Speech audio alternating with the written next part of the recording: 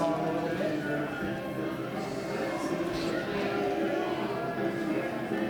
Coming in. Well, it's sure nice you all took the time to come and stop by and hear some stories. This is a bit out of the ordinary for me. I'm not used to having the spotlight on me, but I hear it's for a good cause, so I think I'll share a few things. One of the main things I want to share about is the shrine behind me, but before we get there, I'll say a few things about myself and some of my life.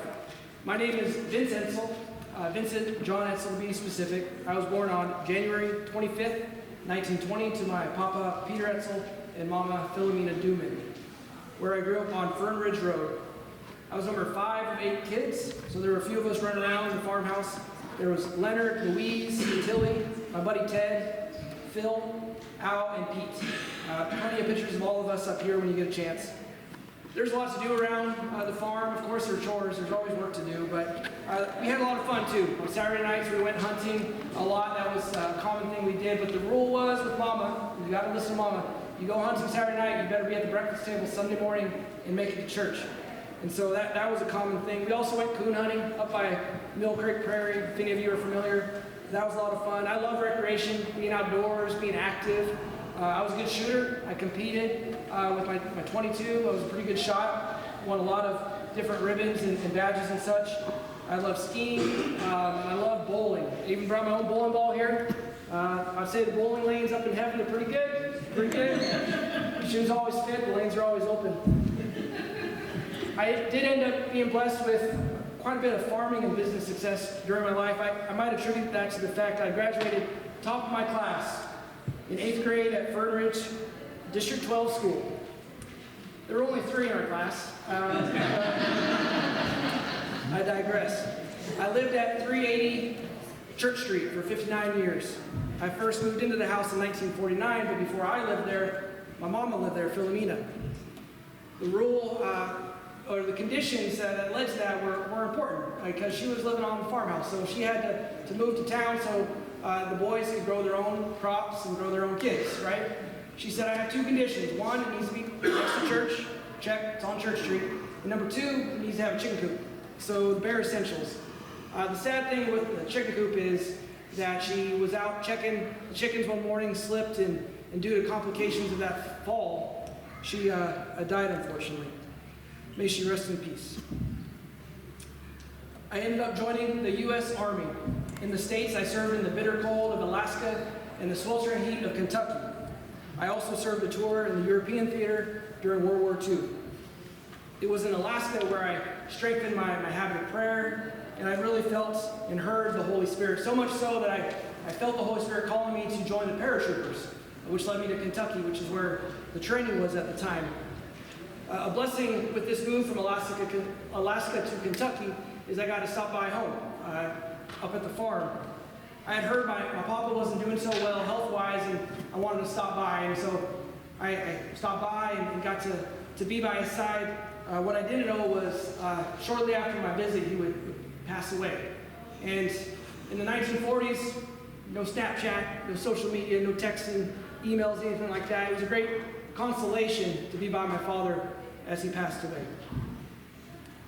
While in the military, I learned a lot. I learned how to drive a lot of heavy machinery, keep the transportation going up in Alaska during those freezing temperatures. That was directly transferable when I got back to farming with the tractors and the machinery that I used, but also the role faith plays in my life and how you practice it wherever you may be. For instance, in Germany, I kept guard on a machine gun mounted truck at night, in the dead of night, as planes flew right above my head, not knowing if they were Allied planes or enemy planes, hearing things all through the night, not knowing if they were incoming bombs or enemy paratroopers. These nights were great times to pray, I tell you that. Even in these war times, I found chances to go to Mass. Oftentimes, these towns that were bombed, the only structures left standing were the churches. It looks a little different going to Mass because we'd have our weapons by our side in the pews. The people didn't mind. I think they understood why we were there. While in a combat zone in Germany, I had a powerful vision, a vision that stuck with me that I'll summarize a bit. It was very vivid. There was the area that we were there as a platoon of soldiers. and a creature or spirit that was dressed in dark robes and was directing me in the dream not to go down a certain road at a certain time. Long story short, that dream led to my platoon not going down that road at a certain time, which led us away from danger and kept us from ambush, which I'm very grateful for. People who knew me well would say I was a man of great faith. And frankly, that's not for me to say, but I figure when you experience some of the things I just shared with you, it's hard not to have faith, if you ask me, and to believe in the power of prayer. And being in those war times, it really put life in perspective. And I asked God, if you would just let me return home, I promise I will pray to you every day. And so I did. And so I returned home to farming with my brothers, Al, Ted, and Pete. Al and Pete, we had something in common. We all served in the war. Pete in the Army, Al in the Navy, and Ted kept things going on the farm while we were away. We were busy when we got back. We were farming together until 1974. We raised strawberries, cherries, prunes, green beans, and sweet corn a bit later. We also did livestock. We did all sorts of things: sheep, cows, hogs, and horses. And horses I have a special affinity to. As you can see here, this is my own saddle. It even says Vince down by the stirrup. I love horses. They're beautiful creatures. I didn't ride into this event today on a horse, but of a different kind of heavenly horse, you might say. But definitely take a close look. It's a beaut. And I love horses. I rode them all sorts of different kind of situations. I rode them elk hunting. I even took them to confirmation class way back when with Elmer Etzel. So no excuse if you're not going to your religious ed class out there. In 1975, my brothers and I began farming independently, but we'd still help out each other whenever one was in need. I was actively involved managing my farm until I was 87 years old. Besides farming, we like to play music. I don't know about you, what do y'all think about that song when I walked in? I don't know if it sounded familiar to you at all, but it was Snow Deer, if that name rings any bells. And that was a common song that we would play as we started different social events. Us siblings, we would call ourselves the Etzel Band. And we loved to play music. It wasn't uncommon for my siblings and I to play at weddings, Christmas parties, any kind of social event. We'd have our instruments ready. Myself, I was pretty good at the guitar. Guitar up there that I played, the actual guitar, you can take a closer look later. And I do want to thank my nephew, Ron, for keeping it in good condition, so you can take a look at it today. We also cut a record, a bunch of my siblings. You can take a closer look at that picture up here. We look pretty dapper. If I don't mind saying myself, we'll clean up pretty well for a bunch of farm folks. One thing about us is most folks may not know how we learned how to play music. Okay, so not the traditional way. We grew up in a farmhouse, lots of us close in age. We lived on a farm. There was that gap of time between the day coming to an end, dinner getting ready, but Papa was still in the fields, and we didn't start eating until Papa was in the field. So Mama had to keep a bunch of kids busy until that time. And patience wasn't in full display all the time.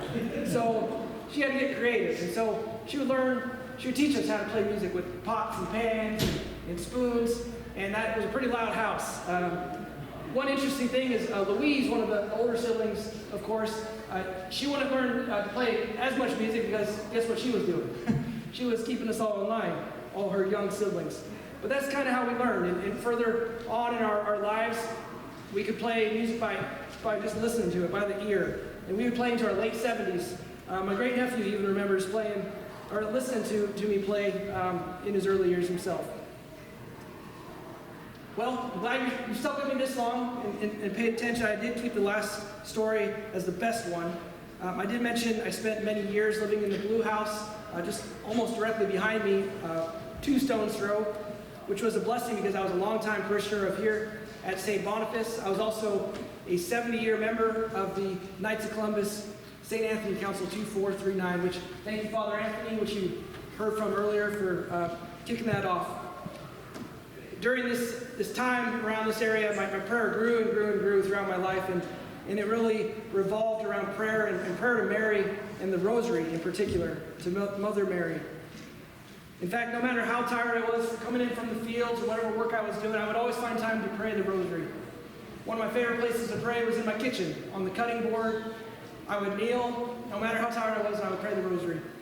Some say today, if you would go into the kitchen, you would see a little indent, 2 indents because I pray there so often. I don't know about that, but one nice thing is you can maybe ask my great nephew later because he lives there now. And so he could tell you about what the kitchen looks like. But speaking of my great nephew, it's kind of a neat story. He just had a son of his own, and he named him Maximo Vincent Dodge. And it's been such a blessing. Also, a niece of mine, Carrie, she named her son Dawson Vincent. And then another great nephew just had a boy named him Vincent. So I guess the kids nowadays would say I'm trendy. Now, speaking of family, staying close is important because family has a big influence on faith. And I'm grateful for the great deposit of faith my parents and family nurtured early on in me. And I'm very humble in the way that God acted in my life and the very, very visual ways, the vision that I had in Europe, the way I was able to see my dad right before he passed away, and in particular, the best story for last, the vision that led to the creation of the shrine that I've alluded to so far in this talk. And that's kind of how I want to close things off. The following occurred on the evening of December 28, 1979, at my home off Church Street, and are my own words.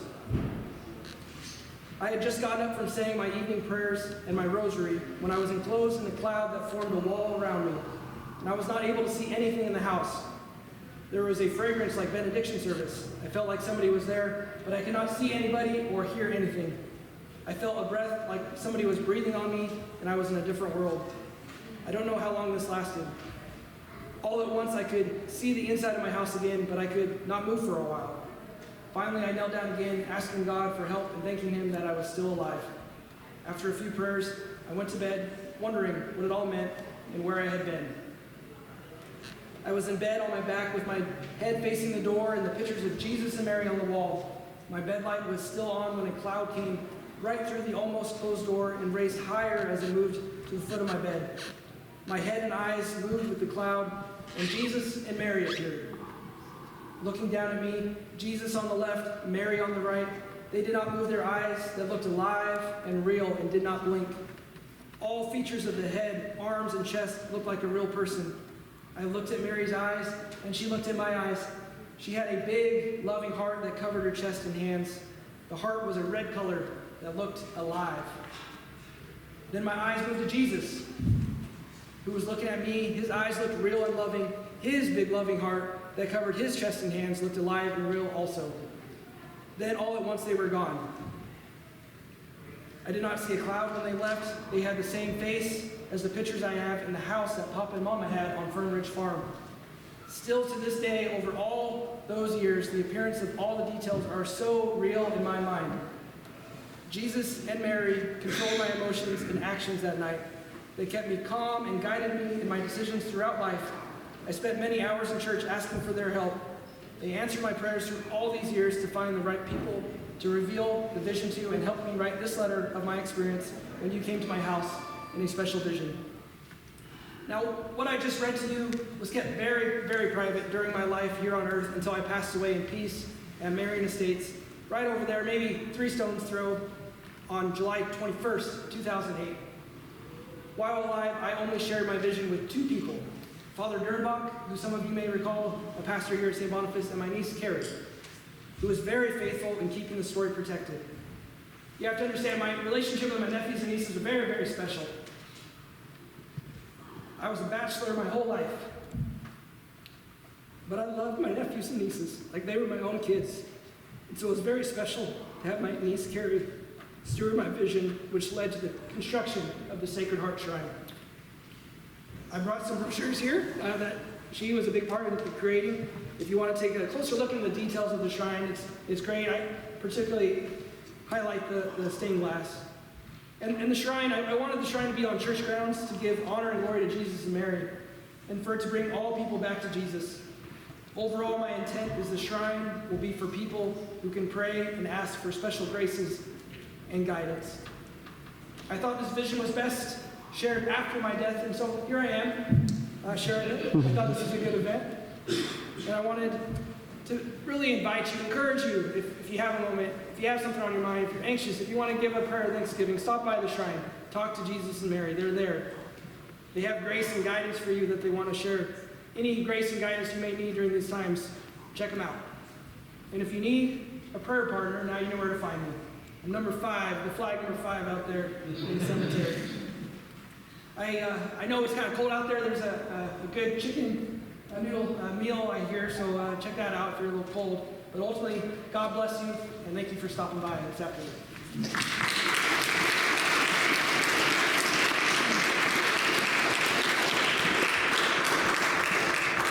You just heard from Vince Etzel, a very spiritual man, member of our community. We're going to do the changing of the guard now. We've just completed 5 historic figures. Folks are coming in. We're going to do the set one more time. If you've seen all 5, welcome to leave, welcome to stay. But we're going to have folks come in, and then Father Blank is going to begin shortly the last series of our 5 historic figures, all buried in the cemetery. If you want to visit Vince's grave out here in the cemetery, there are 5 pumpkins, one on every grave of the 5 people who are honoring today. A short pause as people come and go.